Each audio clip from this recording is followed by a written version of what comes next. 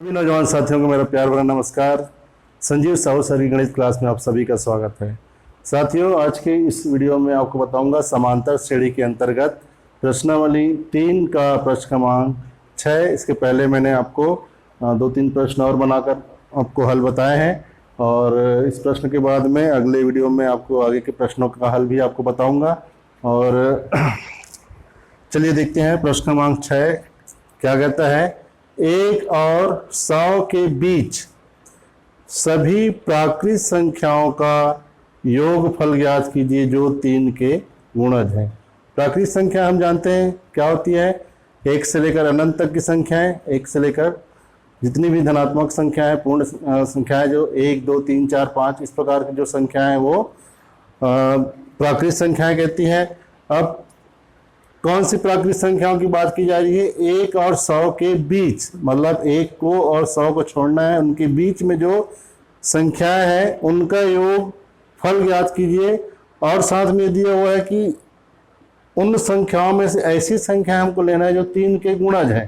जैसे 1 के बाद ऐसी कौन सी संख्या जो 3 का गुणज है, तो वो 3 ही है। 3 के बाद 4 नहीं है, 5 नहीं है, 6 3 का गुणज है। तो इस प्रकार से हमको 3 से शुरू करके 100 के पहले कौन सी संख्या जो 3 का गुणज है, तो हमको पता है कि 100 के पहले 99 एक ऐसी संख्या जो 3 का गुणज है। 99 में 3 का भाग चला जाएगा।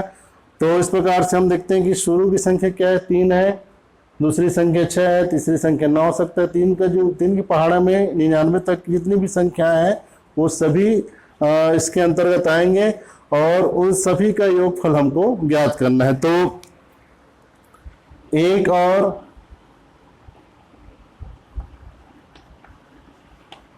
100 के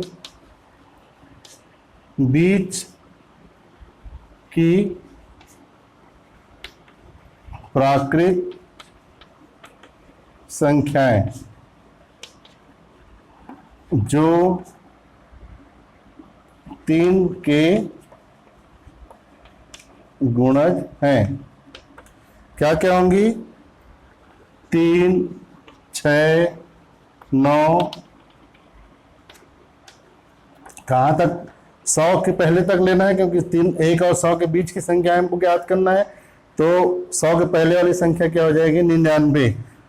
तो इस प्रकार से 1 और 100 के बीच की प्राकृत संख्याएं जो 3 के गुणज हैं वो हमको क्या प्राप्त होते हैं, 3, 6, 9 और कहाँ तक, 99 तक। तो इस प्रकार से हम देखते हैं कि ये जो हमको एक श्रेणी प्राप्त हो रही है जो कि एक समांतर श्रेणी है।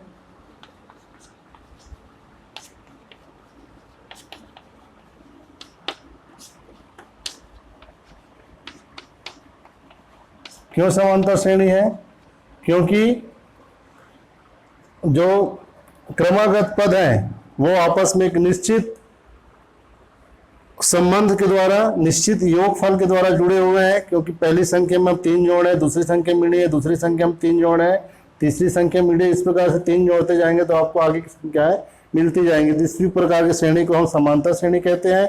तो समांतर श्रेणी, तो इसके समांतर श्रेणी के जितने भी गुणधर्म है, सूत्र है, इसमें हम अब इसमें लागू कर सकते हैं। तो इस समांतर श्रेणी में प्रथम पद कौन सा होगा, प्रथम पद जिसको हम a से दर्शाते हैं, a बराबर 3 हो जाएगा।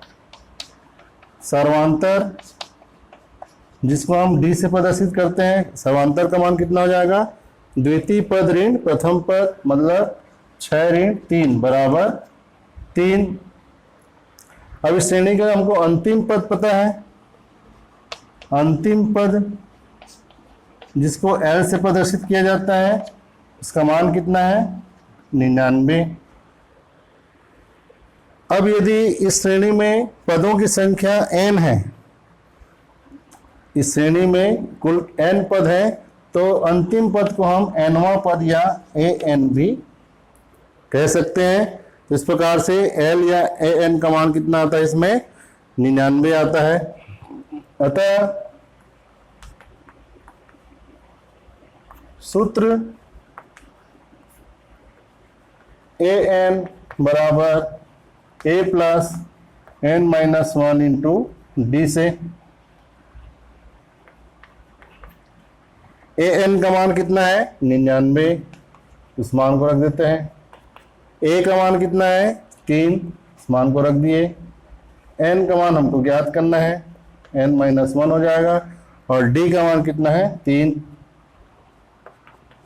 3 को इधर पक्षांतर कर देते हैं धन के रूप में, तो इधर आएगा तो ऋण हो जाएगा। तो 99 ऋण 3 बराबर 3 का गुणा कर दो पुस्तक के अंदर, तो 3n - 3। तो 99 में 3 घटा दो तो 9 में 3 घटाए कितना हो गया 6, 96 बचा। ऋण 3 को इधर पक्षांतर कर दो, धन 3 हो गया बराबर 3n 96 और 3 फिर से 99 हो गया बराबर 3n। 3 को इधर पक्षांतर करेंगे तो 99/3 हो जाएगा और बराबर n। 3 से भाग दे दो, 3 × 9, 3 × 9 बराबर n। तो n का मान कितना आ गया 33। इस श्रेणी में पदों की संख्या कितनी मिल गई हमको 33। अब हमारे पास प्रथम पद का मान है, अंतिम पद का मान है और श्रेणी में पदों की संख्या n का भी मान पता है। तो सूत्र Sn बराबर n/2 a + l की सहायता से हम श्रेणी के सभी पदों का योगफल ज्ञात कर सकते हैं। सूत्र Sn बराबर n/2 a + l से इसमें मान रख देते हैं।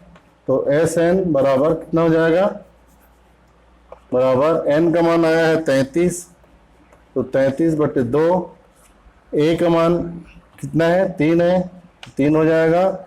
और an या l का मान कितना है 99, तो 99 रख देते हैं। अब इसको सरल करना है तो 33/2 को ज्यों को त्यों रहने देते हैं, दोनों को जोड़ देते हैं। तो 99 और 3 कितना हो जाएगा 9 × 3 = 12 का 2 हासिल आया 1, 9 और 1 10। अब 33 में 33 पूरा 2 से नहीं कटेगा, लेकिन 102 को हम काट सकते हैं। तो 33 × 2 से जब 102 को आप भाग दोगे 2 × 5 = 10, 2 × 1 = 2। इस प्रकार 33 × 3 51 आता है। इसको आप रफ कार्य में गुणा कर लेंगे 33 × 51 को। 33 × 51 को यहाँ गुणा कर लो तो 1 × 3 1 × 3 5 से गुणा करोगे 5 × 15 हासिल आया 1, 5 से 15 और 1 16। ये हो गया 3 8 6 और 1, तो बराबर होता है ये 1683। तो इस प्रकार से 1 और 100 के बीच सभी प्राकृत संख्याओं का योगफल जो 3 के गुणज है कितना होगा 1683 होगा। ये हमारा उत्तर है। दूसरे शब्दों में आप ये बोल सकते हैं कि 3 6 9 से लेकर 99 तक की जो समांतर श्रेणी है उनके सभी पदों का योगफल जो होगा वो 1683 होगा। ये 1683 इस प्रश्न का उत्तर होगा। और उम्मीद है कि इस प्रश्न का हल आपको समझ में आया होगा। आगे के सवालों के हल देखने के लिए आप आगे की वीडियो जरूर देखें। Thank you.